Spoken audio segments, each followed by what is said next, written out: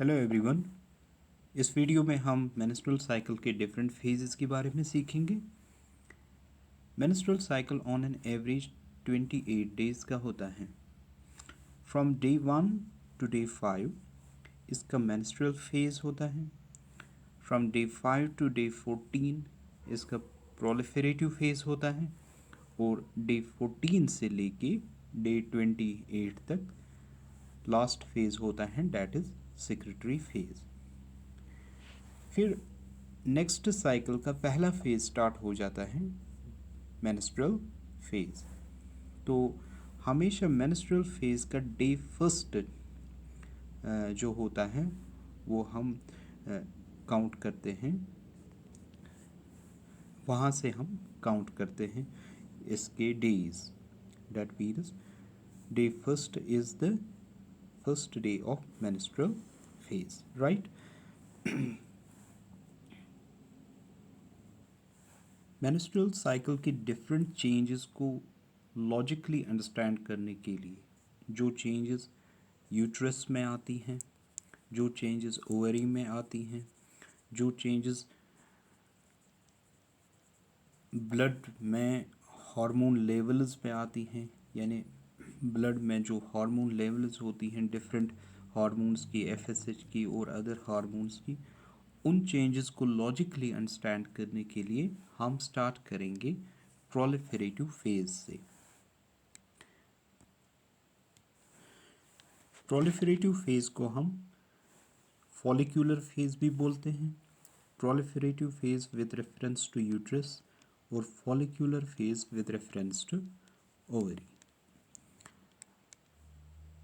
Follicular phase इसलिए बोलते हैं हम इसको क्योंकि ये जो ओवरी होती हैं इसमें बहुत सारे फॉलिकल्स होते हैं, उनको हम प्राइमरी फॉलिकल्स बोलते हैं। ये हज़ारों में होते हैं। अब ये प्राइमरी फॉलिकल्स जो हैं ये चेंज हो जाते हैं इस फॉलिक्यूलर फेज में ग्राफिन फॉलिकल में।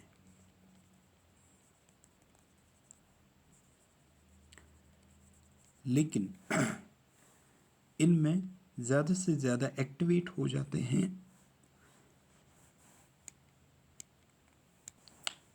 6 to 12 प्राइमरी फॉलिकल्स, और उन 6 to 12 प्राइमरी फॉलिकल्स में एक चेंज हो जाता है ग्राफिन फॉलिकल में।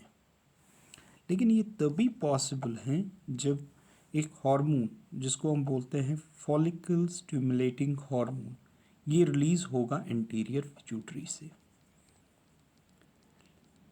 जब ये एंटीरियर पिट्यूटरी से रिलीज होता है तो ये ओवरी के प्राइमरी फॉलिकल्स की सेल्स को स्टिमुलेट करता है और उनको चेंज फिर करता है ग्राफिन फॉलिकल में।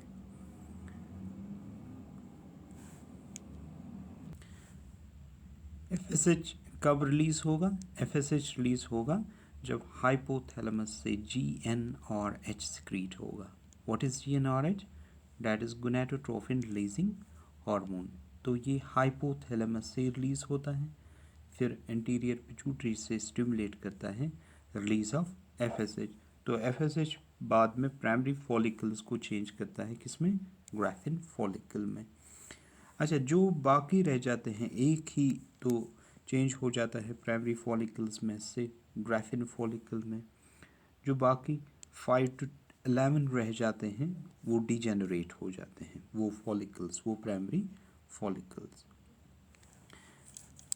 अब देखोगे कि चाइल्डहुड में कुछ ऐसा नहीं होता। क्यों? क्योंकि चाइल्डहुड में आप तो ये फीमेल चाइल्ड का जो चाइल्डहुड होता है उसके दौरान ऐसा होता है कि कोई एफएसएच रिलीज नहीं होता। जब एफएसएच रिलीज नहीं होगा डैट मीन्स ये जो प्राइमरी फॉलिकल्स हैं ये चेंज नहीं होंगे, किन में? ग्राफिन फॉलिकल्स में।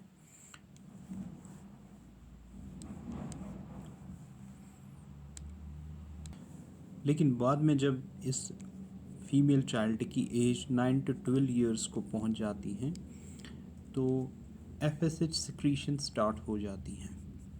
एफएसएच सिक्रीशन स्टार्ट हो जाती हैं, एफएसएच सिक्रीशन बिगिनस, राइट।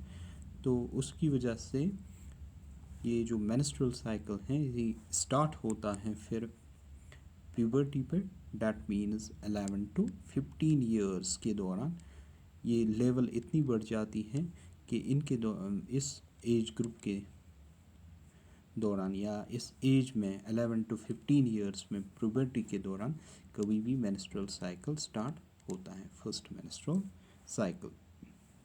तो ये साइड नोट था। हम कंसंट्रेट करते हैं वापस प्राइमरी फॉलिकल और ग्राफिन फॉलिकल पे। जब हम प्राइमरी फॉलिकल का स्ट्रक्चर देखते हैं, हम अंदर से एक सेल देखते हैं जिसको हम प्राइमरी oocyte बोलते हैं। इस प्राइमरी oocyte के इर्द गिर्द बहुत सारी फॉलिक्यूलर या ग्रैन्युलोसा सेल्स होती हैं, थाउजेंड्स में। तो ये हो गया primary follicle. What is this? This is the primary oocyte।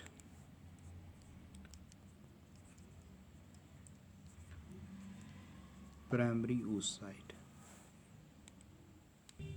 these are the granulosa cells। तो फाइनली यही ग्रैनुलोसा सेल्स जो होती हैं, ये ग्रैनुलोसा सेल्स बहुत बार डिवाइड करती हैं और बहुत सारी सेल्स बनाती हैं।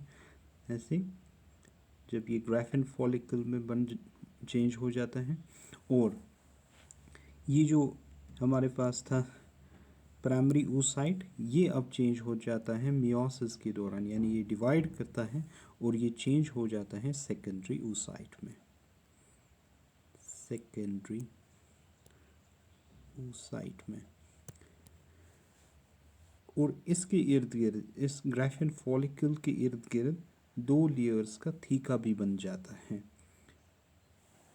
कुछ सेल्स आती हैं, उनको हम बोलते हैं, वो थीका बनाते हैं, THECA, थीका। तो अभी हमने डिस्कस किया कि ये पॉसिबल है कैसे, बिकॉज ऑफ FSH, राइट। तो नेक्स्ट हम देखेंगे ये जो ग्रैनुलोसा सेल्स होती हैं, इसमें ग्रैनुलोसा सेल्स सक्रीट करती हैं एक हार्मोन, उसको हम बोलते हैं एस्ट्रोजन। एस्ट्रोजन का काम देखते हैं हम। ये जो ग्रैनुलोसा सेल्स हैं, ये 1 सेकेंड, यही ग्रैनुलोसा सेल्स सक्रीट करती हैं एक हार्मोन, उस हार्मोन को हम बोलते हैं एस्ट्रोजन, दैट्स कॉल्ड एस्ट्रोजन।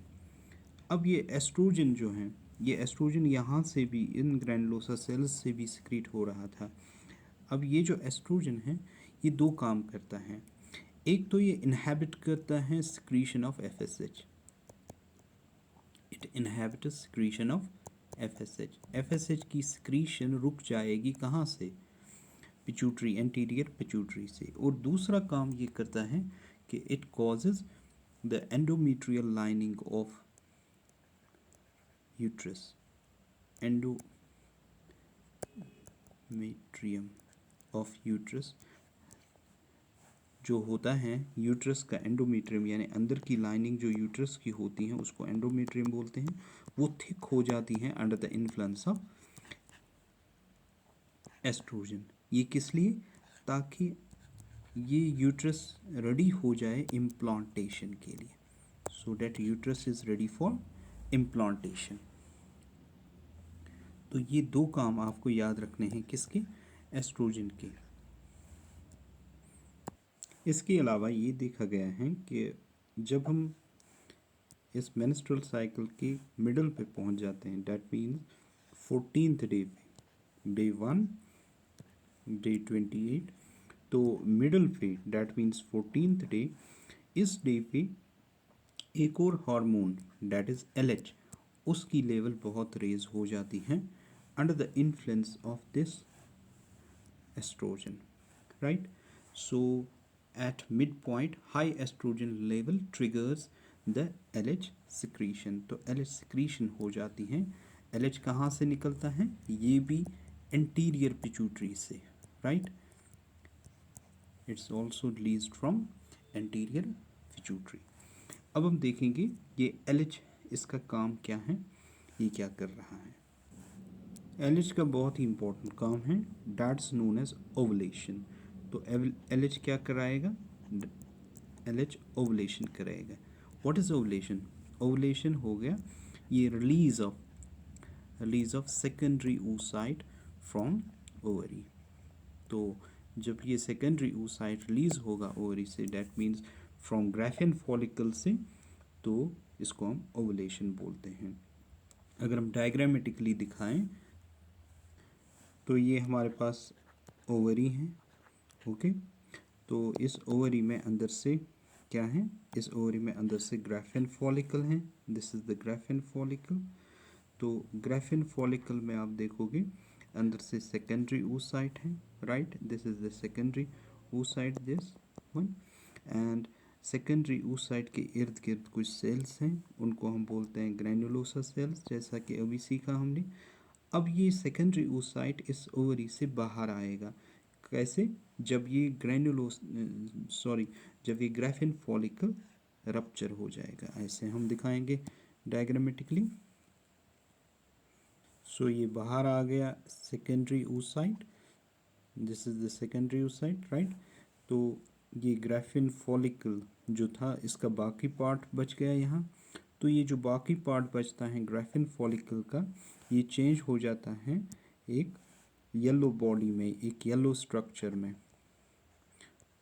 यानी इसकी जो ग्रैन्युलोसा सेल्स या फॉलिक्यूलर सेल्स जिनको आप बोलते हो, वो चेंज हो जाते हैं एक और टाइप ऑफ सेल्स में, उनको हम बोलते हैं ल्यूटिन सेल्स। Lutein sales. अब ये जो ग्राफियन फॉलिकल हैं, अब ये ग्राफियन फॉलिकल नहीं रहा, कि एक और स्ट्रक्चर बन गया, एक येलो बॉडी, उसकी ल्यूटिन सेल्स हैं हमारे पास। अब इन ल्यूटिन सेल्स का दूसरा काम है, ये क्या सिक्रीट करती हैं? ल्यूटिन सेल्स सिक्रीट करती हैं एक और हार्मोन, प्रोजेस्टेरॉन।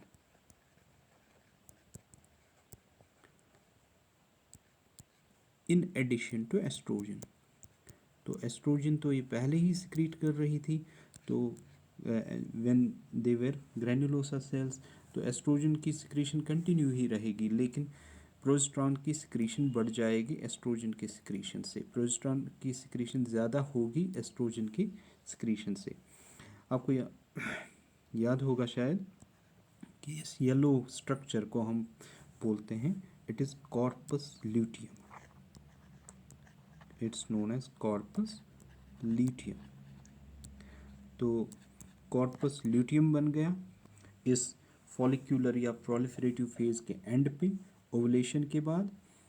तो इससे एक नया फेज स्टार्ट हो जाएगा अब, क्योंकि अब कॉर्पस ल्यूटियम बन गया, ये प्रोजेस्टेरॉन सिक्रीट कर रहा है तो एस्ट्रोजन के साथ साथ।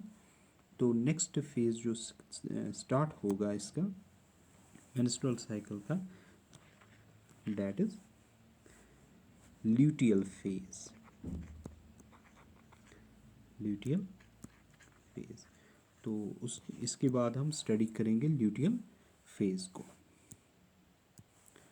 सो thank you very much, thank you for watching.